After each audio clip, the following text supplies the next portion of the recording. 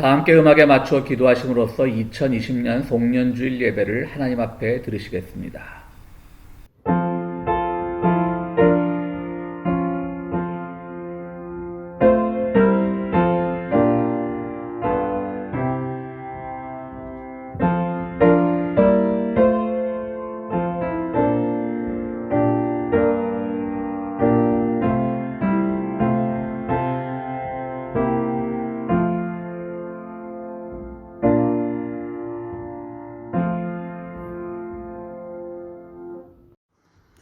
거룩하시고 자비로우신 하나님, 지난 2020년 한 해 동안 우리는 참으로 어렵고 힘든 시절을 보냈습니다. 그러나 그 모든 시절 가운데서도 주님께서 우리와 함께 하셔서 우리가 이겨내고 또 우리가 함께 나눌 수 있는 삶을 살게 해주신 것을 감사드립니다. 우리는 이 코로나 사태가 의학적으로 또 생물학적으로 어떤 의미를 가지는지는 알고 있지만 그것이 전체 하나님의 역사에서 어떤 의미로 작동하는지는 아직 잘 모르겠습니다. 주님, 이것을 통하여 우리에게 무엇을 말씀하고 싶으신지, 우리의 삶의 방향이 어디로 나가야 할지 우리는 확실히 알 수 없게 여러 가지 이야기들만 난무하고 여러 가지 가능성만이 추정되고 있습니다. 그러나 주님, 우리는 믿습니다. 주님께서 주신 지혜로 말미암아 우리가 모두 우리 인간들이 이 모든 위험을 이겨낼 수 있는 그런 백신과 치료제를 개발할 수 있는 날이 올 것이라고 믿고 있고 이미 이루어지고 있고 또 그 안에서 또한 우리가 바라기는 모든 것이 의학과 과학이 만능으로 해결할 수 있다는 그런 오만에 빠지지도 않게 우리를 인도하여 주시옵소서. 주님, 인간의 죄는 항상 오만과 교만으로부터 시작되었사오니 우리가 이 병 앞에 겸손하되 또한 그 병의 치유 과정 앞에서도 누구의 뛰어남이 돋보이기보다는 우리 모두가 함께함으로써 이 위기를 극복할 수 있도록 주여 도와주시옵소서. 지난 한 해 우리 평화의 교회 교우 가정들 지켜주심을 감사드리옵나이다. 아버지 하나님, 그 교우들 그러나 차마 말할 수 없는 어떤 어려움들이 있는 줄 알고 있습니다. 주님, 각 가정마다 일일이 기도하지 않아도 그들의 어려움을 아시고 그들의 형편을 주님 들으시고 채워주시기를 간절히 바라옵나이다. 이제 한 해를 보내면서 새해에는 좀 더 기쁜 소식, 좀 더 즐거운 소식, 좀 더 희망찬 사회가 되기를 원합니다. 주님, 우리들에게 그러한 지혜를 허락하시고 또 우리가 그것을 해나갈 수 있는 용기를 가질 수 있도록 우리를 도와주시고 우리 모두에게 주님과 함께 더불어 살 수 있는 소망을 허락하여 주시옵소서. 주님, 우리가 이렇게 한 해를 보내면서 안타까웠던 일도 있고 또 즐거웠던 일도 있지만 새해에는 안타까움은 있고 즐거움은 간직하면서 더욱더 우리 주변의 이웃들과 함께하는 그런 삶을 살아가는 평화의 교회 교우들이 될 수 있도록 주여 도와주시옵소서. 다시 한번 지나간 한 해의 은혜를 감사드리오며 예수 그리스도 이름으로 기도드리옵나이다. 아멘.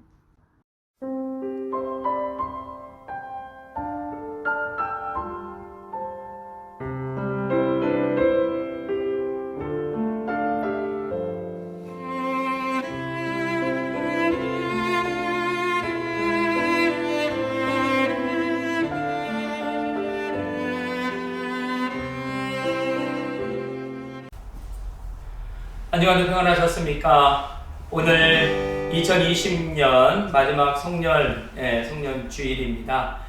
에베네셀의 하나님 지금까지 인도하신 그 하나님의 은혜에 감사하며 우리가 찬양과 예배, 비록 각자 처소에서 멀리 떨어져 있지만 한 곳에서 예배하지 못하지만 있는 곳에서 이렇게 찬양하고 예배할 수 있어서 너무나도 감사했습니다. 오늘도 하나님의 은혜를 생각하시면서 2020년 우리가 조용히 마무리하고 그리고 새로운 해를 전망하는 그런 예배였으면 좋겠습니다. 함께 찬양할까요? 지금까지 지내온 것 주의 크신 은혜라 할이 없는 주의 사랑 어찌 이루 말하랴. 우리의 마음, 삶의 고백을 하나님께 찬양 통해서 드리겠습니다.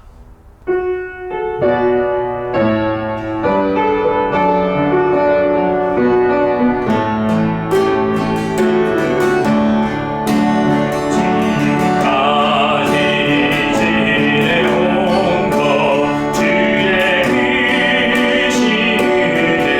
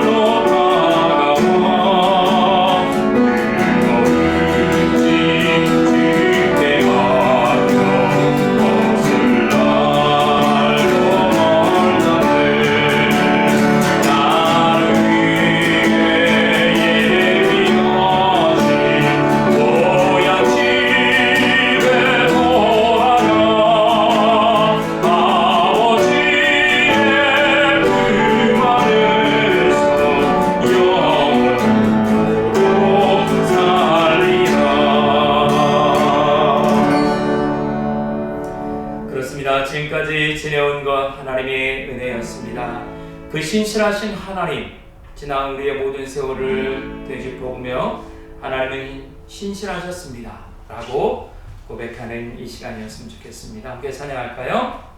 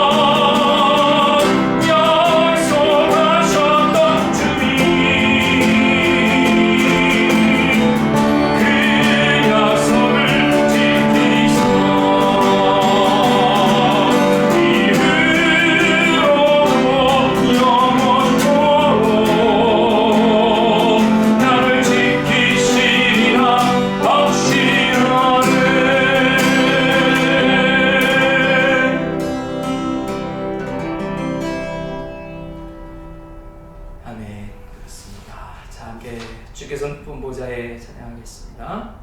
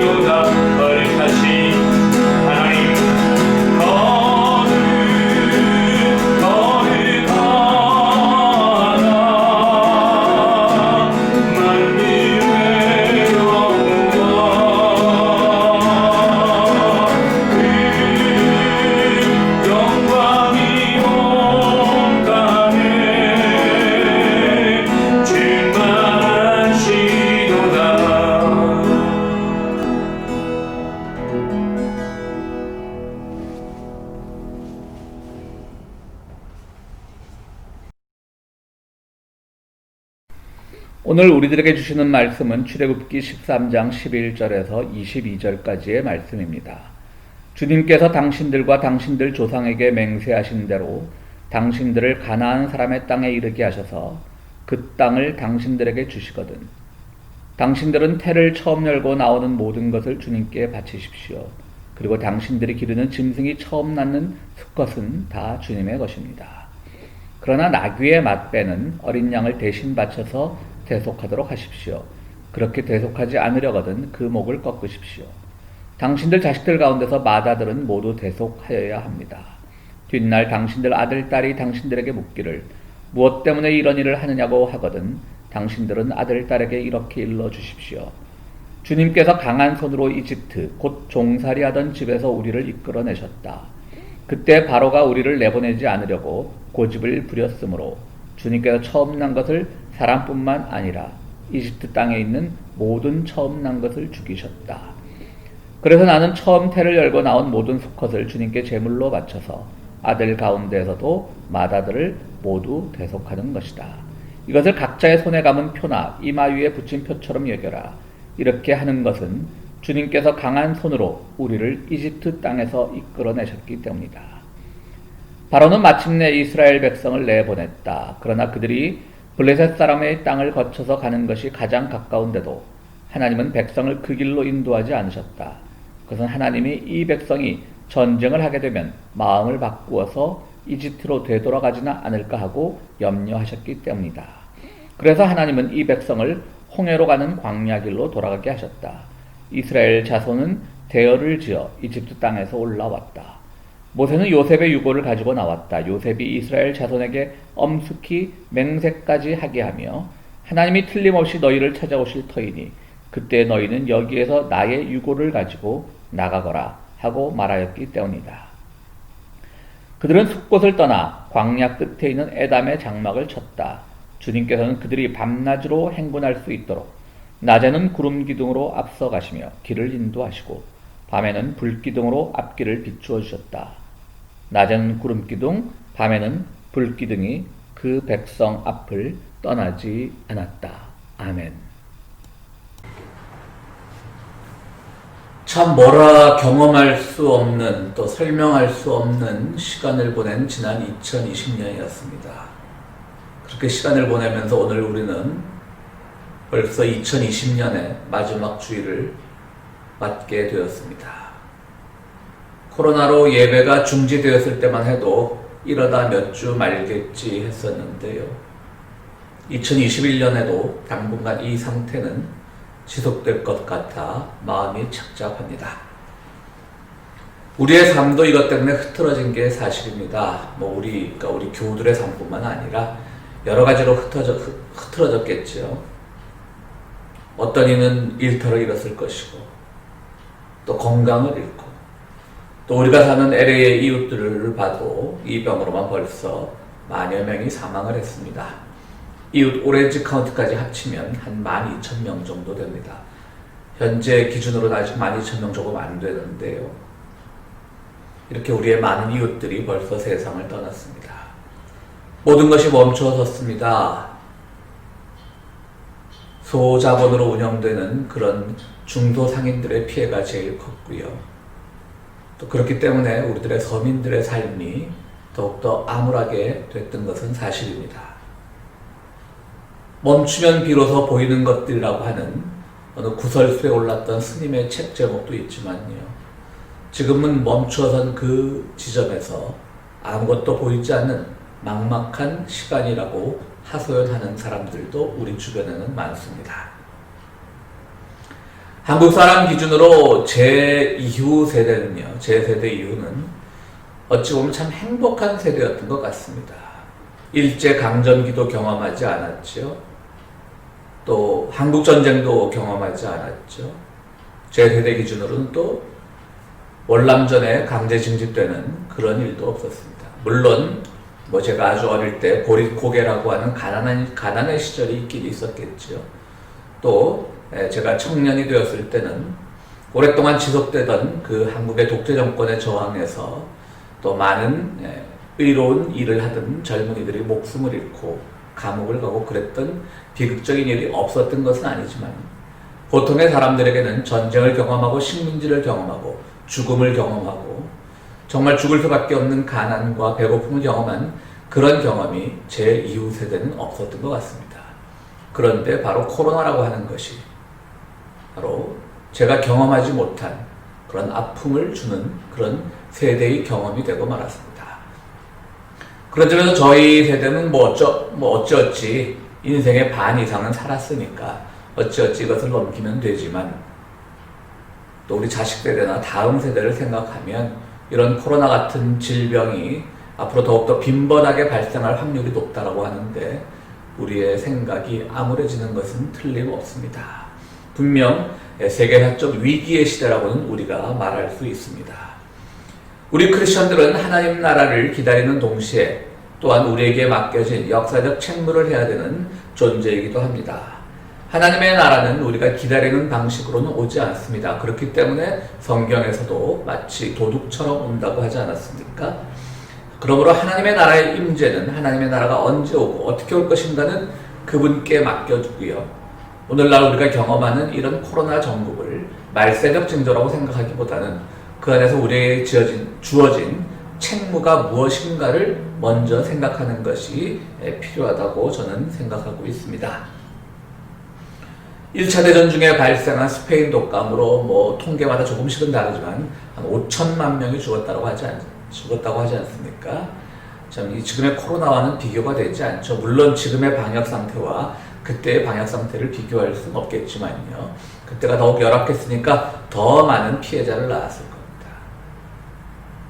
그러나 그 스페인 독감의 발병으로 그리고 그것의 무서운 전파로 무서운 결과로 오히려 1차 대전의 종전이 앞당겨지는 그런 기능도 했음을 생각할 때 오늘 우리가 이 코로나의 비극과 위기를 겪으면서 우리는 지금 무엇을 종전해야 되는지를 깊이 생각해야 됐다라고 저는 생각하고 있습니다. 그렇습니다. 우리가 그동안 물론 국지전에서 전쟁의 포화가 그쳤던 것은 아니지만 대부분 그 전쟁은 예전에 영토 싸움이나 이념 싸움이나 이런 전쟁이 아니었죠. 좀 더 많은 자본을 획득하기 위한 그리고 그 자본의 기초가 되는 석유를 비롯한 그런 것들을 획득하기 위한 싸움이었습니다. 거기서 많은 제3세계 민중들이 목숨을 잃었습니다. 바로 이 코로나의 비극 앞에서 전 세계가 방역과 보건으로 함께하면서 정말 그 무서운 자본주의 욕망의 싸움을 멈춰야 될 때라고 생각을 합니다.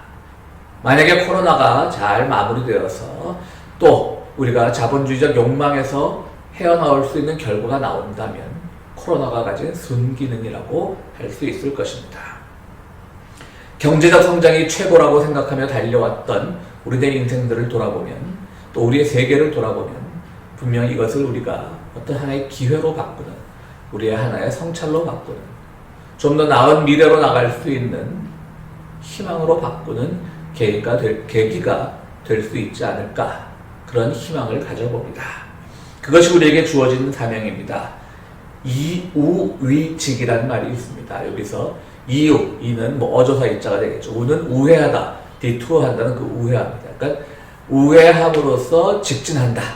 위직, 직으로 삼는다, 직진으로 삼는다 이런 의미가 되겠죠. 돌아가는 길이 빠른 길이고 또 돌아가는 지름길이다 이렇게도 해석을 할 수가 있는데요. 손자병법에 나온 말이라고 합니다. 전쟁사가들은 마오쩌둥, 그러니까 저는 또 저 세대는 아직도 모택동이 편하죠.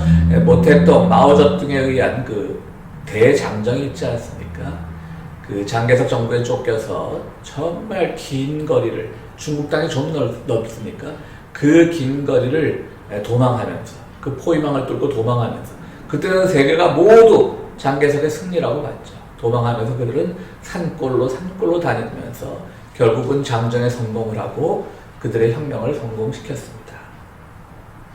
그들은 돌아가면서 그래서 이 전쟁사가들은요 바로 이것이 현대 전쟁사에 있어서 가장 명확하게 드러난 이우위직 그런 전법이었다라고 얘기를 합니다. 돌아가면서 그들의 목표를 달성할 수 있었던 것이죠.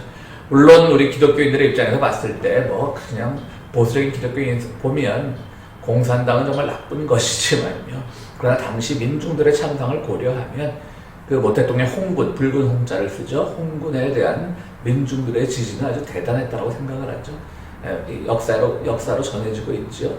그런 점에서 그들은 산골로 배고픔과 또 추위를 견뎌가면서 이후위직을 택했을 때 그들은 민중과 연대하고 함께하는 방법을 배웠을 것이고, 또한 그들의 전술이 정말 정면 승부로는 가망이 없으니까 게릴라전 같은 유격전 같은 그런 것으로 전술을 바꾸는데도 이 이후위직에서 많이 배웠을 것으로 짐작이 됩니다.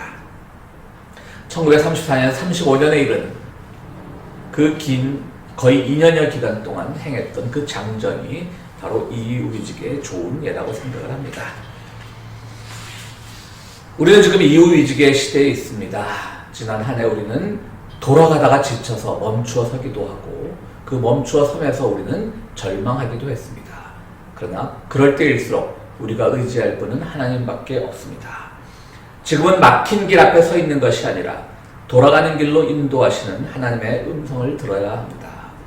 우리가 의지할 것은 바로 그분의 음성이기 때문에 돌아가는 길이 결코 우리에게 패배를 의미하는 길도 아니고, 앞길이 막혀 있을 때 그것이 완전히 막다른 골목이라는 의미도 아니고, 분명히 우리는 돌아가는 길이 때로는 바로 가는 길, 돌아가는 길은 분명히 우리에게 새로운 목적지로 데려다주는 길이라는 그런 믿음을 하나님과 함께 가져야 될 줄로 합니다. 모세의 인도하에 이집트를 탈출하여 광야로 가는 히브리인들의 행군은 60만이 넘는 대군이었습니다. 그런데 홍해를 건너기까지 그 경로에 대해서 지금도 많은 논쟁이 있습니다. 왜냐하면 성경에 이제 뭐 숲곳이라는데 뭐 고센 이런 지명들이 나오지 않습니까? 그 이제 이집트를 탈출할 때 지명이요. 출애굽기에 나오지 않습니까? 그 지명을 따라가다 보면 홍해로 직진하지 않고 돌아가게 되어 있습니다. 이렇게 이제 히브리 그 당시에 시나이 반도, 시내 반도를 그렇게 그려보면요. 이렇게 길이 이렇게 홍해가 바로 앞에 있는데 이렇게 돌아가게끔 되어 있어요. 이제 성서학자들, 성서 고고학자들 사이에 의견이 분분하죠. 왜 돌아갔을까? 특히 히브리어 성경에는요, 우리 이제 홍해를 건넜다, 레드시, 붉은 바다를 건넜다라고 이렇게 알고 있지만, 히브리어 성경에는 그것이 갈대 바다로 되어 있습니다. 갈대 바다. 갈대가 막 우거져서 바다처럼 보이겠죠, 멀리서 보면. 또 뭐 바람이 불면 갈대가 흔들리는 소리가 파도 소리처럼 들리지도 않겠어요. 갈대 바다로 되어 있는데 어느 날 그게 홍해로 바뀌었습니다.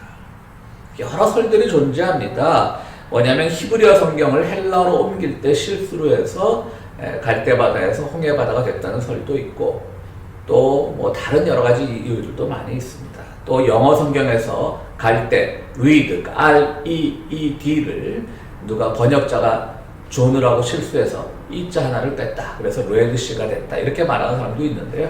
이거는 그냥 우리가 쉽게 우스갯소리로 얘기하는 것이지 좀 가장 근거가 빈약한 이야기죠. 왜냐하면 영어 성경으로만 보면 뭐 그럴 수도 있겠다 싶겠지만, 성경이 뭐 어디 영어로만 번역됐습니까? 우리 종교개혁자 마틴 루터도 독일어로 성경을 얼마나 많이 번역했습니까? 근데 독일어에서 불단은 레드가 아니라 로트잖아요. ROT, 로트고요. 갈 때도 다른 단어가 있는 걸로 알고 있습니다. 그런 점에서 이렇게 뭐 RED가 RED로 바뀌었다라고 하는 번역자의 실수라고 하는 건 좀 근거가 빈약한 얘기고요. 어떤 경우인지 몰라도 그게 홍해냐 갈대바다냐 또 이런 주장도 있어요. 당시 홍해 근처에 갈대가 많았기 때문에 갈대바다와 홍해는 같은 이름이다 이렇게 주장하는 사람들도 있고요. 또 어떤 이들은 갈대라고 하는 것은 민물 근처에서나 자라지 홍해 바다 근처에서 왜 갈대가 있느냐 또 반박하는 사람들도 있고요. 아직까지 많은 의견들이 있습니다, 여러분들. 그러나 이건 우리가 성서 고고학자들에게 맡겨두고요. 우리가 중요한 것은 여기서 하나님께서 돌아가라고 하셨다는 말씀입니다. 그러니까 성경에 따라 돌아가게 돼 있어요. 홍해가 바로 앞에 있는데. 근데 이걸 저는 좀 재밌는 얘기지만 가장 잘 해석하는 사람이 몇 해 전에 엑소더스, 그러니까 출애굽이라는 영화가 있지 않았습니까? 그 리들리 스캇이라고 하는 아주 유명한 감독이죠. 리들리 스캇이 감독을 하고 그 크리스찬 베일이라고 배트맨에도 나왔던 배트맨 역할도 맡았던 그 크리스찬 베일 배우가 모세 역할을 맡았던 엑소더스라는 영화가 한 3년 전에 개봉이 됐었죠. 그 영화를 보면요, 아주 리들리 스캇 감독이 잘 묘사했습니다. 막 이제 그 파라오 군대가 막 쫓아옵니다. 막 자기들이 그래 너네 에집트 땅을 떠나라 라고 해놓고 야 그 많은 병력이 떠나면 자기들은 다 떠날지 몰랐겠죠. 이집트에서 그래도 뭐 일을 시키려고 뭐 완전히 정말 굶기게 했겠습니까? 그러니까 나중에 광야에서 막 히브리들이 야 돌아가자 그때 고깃국도 먹었는데 광야에 이렇게 먹을 게 없냐 막 그들이 불평불만했던 거 보면 이집트인들도 노동력을 유지하기 위해서 먹을 걸 제대로 줬겠죠. 당시도 이집트는 잘 나갈 때라 그렇게 노동력을 학대하지도 않았을 겁니다. 그러니까 이제 이 람세스 2세로 알려진 그 파라오 왕은 야 모세 네가 뭔데 네가 데리고 나간다고 우리 히브리인들이 다 쫓아갈 거 아니야. 히브리인들 다 여기가 편할 거야. 여기다 막 떠난 거예요. 다 떠난 거야. 60만 남성 기준으로. 그러니까 놀래서 이제 막 마차 타고 쫓아오는 거죠. 에집트를 탈출하는 사람들은 다 정말 오합지졸들인데요. 요즘 말로 하면 탱크 부대가 쫓아오는 거예요. 그런데 그 리들리 스캇이 만든 그 영화 엑소더스에 보면 거기서 돌아가는 길을 산골길을 택합니다. 그러니까 그 뭐라 그럴까요? 탱크는 요즘 말로 하면 마차가 그 기마차가 그 탱크니까요. 탱크가 들어설 수 없는 장갑차가 들어설 수 없는 그 산길을 택해서 영화에 보면 막 좁은 산길을 그 많은 사람들이 그들에게도 마차가 있을 거 아니야. 우마차 같은 게 짐을 옮겨야 되니까 막 그것을 끌고 짐을 메고 막 그렇게 묘사된 장면이 있는데 저는 그래서 크리스찬 베일은 주연 배우 이름이고요. 리들리 스캇 감독이 오히려 이 성서의 그 홍해 또 갈 때마다 이 논쟁을 가장 잘 해석을 했다. 그냥 산길로 돌아갔다. 라고 이렇게 영화에서 그려낸 걸 보고 참 뭐 재밌게 저는 본 기억이 있습니다. 그렇습니다. 성서 고고학자들이 연구하고 논쟁해야 될 부분과 우리가 믿음으로 다뤄야 될 부분은 다릅니다. 물론 저는 성서 고고학자들의 주장이나 신학자들의 주장을 함부로 대하자는 뜻은 아닙니다. 분명히 그들의 이야기도 우리가 귀담아 들어야 되고 또 한편으로는 또 성서가 가진 번역상의 오류 같은 것들도 우리가 잡아내야 하지만 오늘은 하나님께서 돌아가라라고 표현하신 그 말씀에 한번 초점을 맞춰볼까 합니다. 그것이 오히려 이 출애굽 사건에 담겨있는 가장 키워드라고 저는 생각을 합니다. 왜냐하면 돌아간 거 완전히 뭐 이집트로 돌아가라는 얘기가 아니죠. 홍해가 있는데 우회해서 가라는 거죠. 그러니까 이후이직으로 삼으라는 거죠. 왜 이후이직일까? 앞서도 말씀드렸듯이 중국의 그 대장정에서도 그들은 산길로 가다가 민중들의 아픔도 봤을 것이고 그 척박한 중국의 바로 농민들, 노동자들의 삶도 직접 체험했을 것입니다. 뭐 유명한 일화가 있지 않습니까? 그 당시 마오쩌둥 부대는 뭐 민중들을 수탈하지 못하게 한 것으로 유명하지 않습니까? 뭐 저는 이것이 어느 정도 신화화된 것도 있다고 생각을 합니다. 물론 어떻게 그 많은 사람들이 다 피신을 하는데 수탈하지 않았겠습니까? 그러나 그것을 어쨌든 자기들의 슬로건으로 내세웠다는 것만 해도 저는 높이 사고 싶습니다. 히브리인들도 돌아가면서 많은 것을 배웠을 것입니다. 돌아가면서 몰래 숨어가면서 더욱더 그 길이 위험하니까 하나님께 의지하면서 또 돌아가는 길은 좀 먼 길이잖아요. 그렇죠? 직진하는 길보다 먼 길입니다. 먼 길이니까 좀 더 많이 생각할 기회를 있고 가지고 좀 더 많은 것을 돌아볼 수 있는 시간이 있고 그러면서 그들은 우리 히브리인들에게 주어진 역사적 사명이 무엇이고 우리가 왜 지금 이집트를 떠나서 가나안 땅으로 가야 하는지를 많은 사람들이 고민하고 또한 기도했을 것입니다. 사도 바울은 이제 로마로 압송되어 갑니다. 범죄 혐의가 있어서 압송되어 가는데요. 그는 자신이 일부러 범죄자가 되려고 했던 사람이죠. 그리고 나는 로마 시민권자니까 로마에 가서 재판을 받게 해달라고 했죠. 그의 마지막 목표는 바로 로마의 선교였기 때문입니다. 그런데 여러분 잘 알다시피 사도행전에 나오지 않습니까? 마지막에 가던 배가 태풍을 만나서 좌초를 하게 됩니다. 그러자 그때 선장은 그때까지 죄수들을 태우고 가던 배였기 때문에 죄수를 다 버리자고 합니다. 사도 바울도 죄수의 신분인데 선장이 사도 바울은 잘 봐서 사도 바울은 살려주지만 다 버리자고 하는데 사도 바울이 선장에게 항의합니다. 그러니까 로마 시민이었기 때문에 또 가는 도중에 또 이 사람 좀 뭐 말이 통하는 사람으로 선장으로 좀 얘기가 통했겠죠. 그러니까 사도 바울이 이런 발언권이 있었던 거. 죽이지 마십시오. 제가 어젯밤에 기도 응답을 받았는데 다 산다고 얘기가 되어 있었습니다. 결국 그들은 성경 기조로 하면 멜리데 섬에 난파선이 도착을 했고 죄수를 포함해서 누구도 죽지 않고 멜리데 섬에서 한 계절을 보내게 됐지요. 그 멜리데 섬은 지금의 바로 지중해에 있는 몰타 섬입니다. 몰타 섬은 지금 세계적인 휴양지로 유명하지요. 아주 오래전에 그 미소, 당시 소련일 때 미소 평화회담이 열린 곳이기도 합니다. 그래서 그곳에서 바울과 그 일행들은 한 계절을 보내면서 돌아가는 길이죠. 잠시 멈춰선 길이지만요. 태풍으로 인해서 멈춰선 길이지만 그 선장은 무조건 직진하자고 했는데 무조건 죄수들만 버리면 배가 가벼워져서 로마로 갈 수 있을 거야 라고 하는데 바울의 말에 따라서 배가 멈춰서고 그리고 또 그곳에서 원주민들 선교도 하고 그렇기 때문에 지금 몰타에는 바울 교회가 있지 않습니까? 그러면서 돌아가는 길을 택했던 것이죠. 그것이 아주 바울에게는 많은 가르침을 줬을 겁니다. 최근 우리 고국에서 일어난 몇 가지 그 사건들 때문에 특히 우리 교회 교인들 정서상 많이들 불쾌하고 분노하고 그런 생각을 가졌을 줄로 압니다.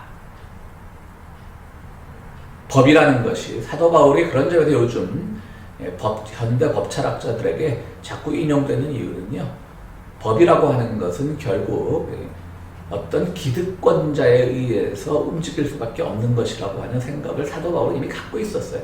그래서 그는 율법에 저항했던 것이고 로마법에 저항했던 것입니다.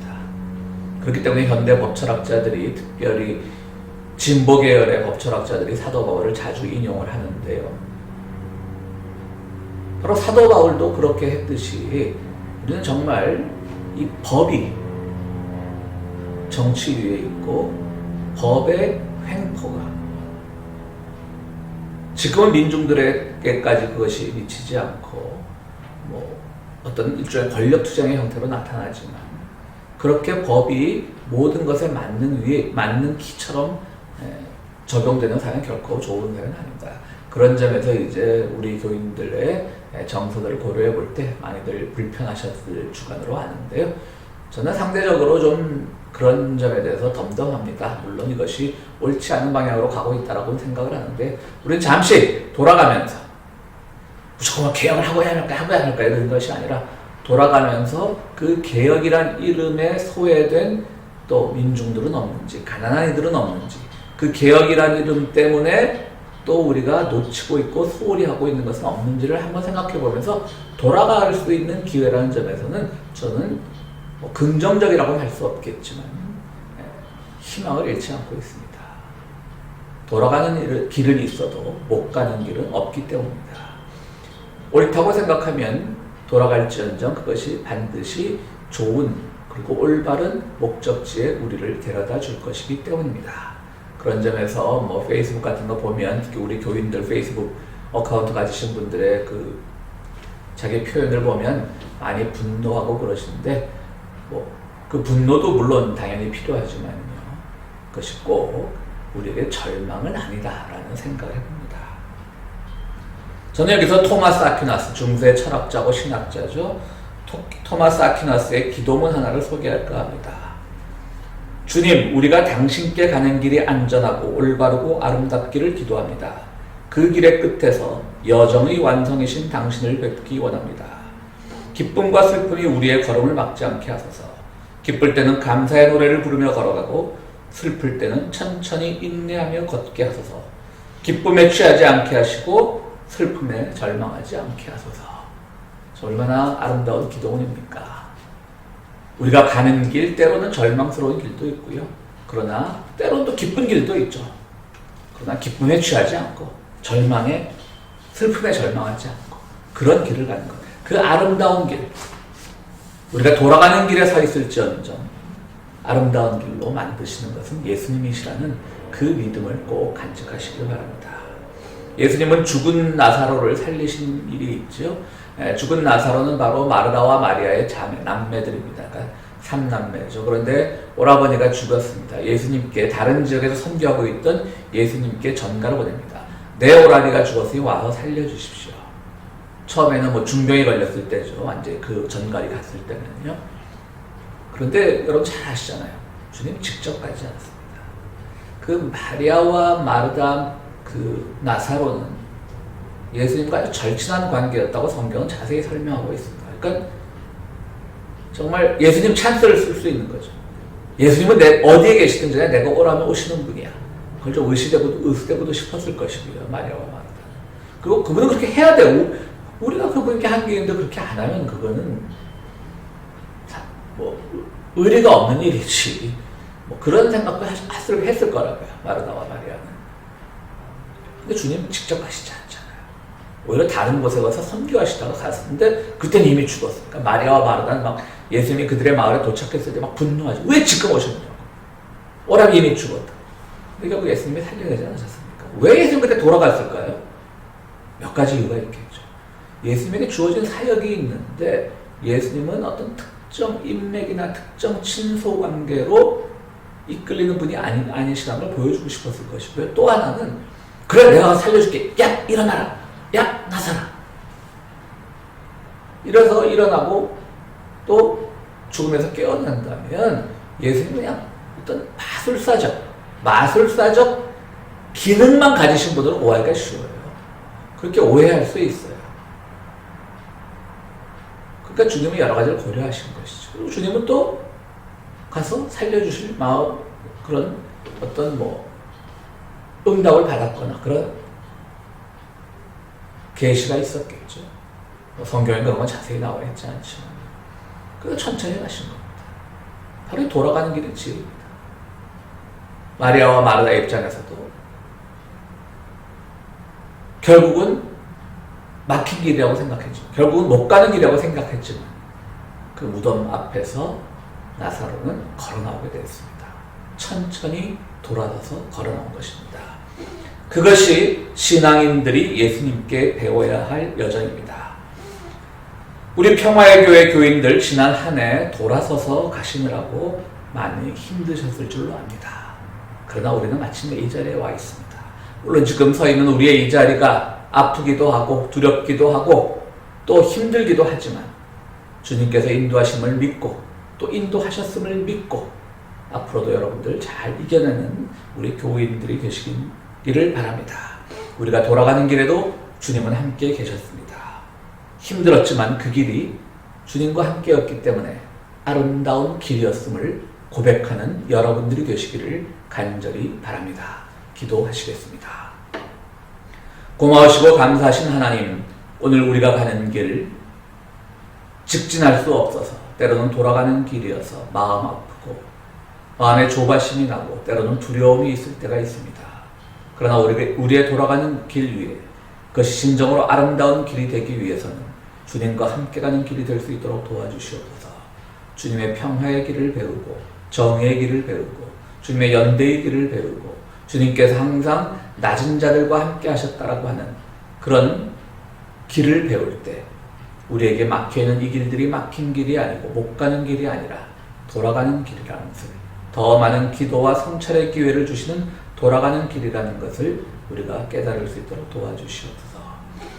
올 한 해 정말 우리가 말로만이 아니라 진심으로 주님께서 우리를 인도하여 주신 한 해임을 고백하게 하시고 이제 다가오는 새해에도 더욱더 주님과 기쁘게 길을 걸어가는 우리들이 될 수 있도록 도와주시옵소서. 이 어려운 중에도 항상 주님의 교회를 위하여 헌신하고 예물을 드리는 손길들 기억하시고 또 여러 가지 이유로 드리지 못하는 손길들 위에도 주님 동일한 은총을 베푸시고 늘 우리가 그것을 통하여 하나가 될 수 있는 마음을 또 그 기쁨을 허락하여 주시옵소서. 예수 그리스도 이름으로 기도드리옵나이다. 아멘. 예, 교회 소식 전해드리겠습니다.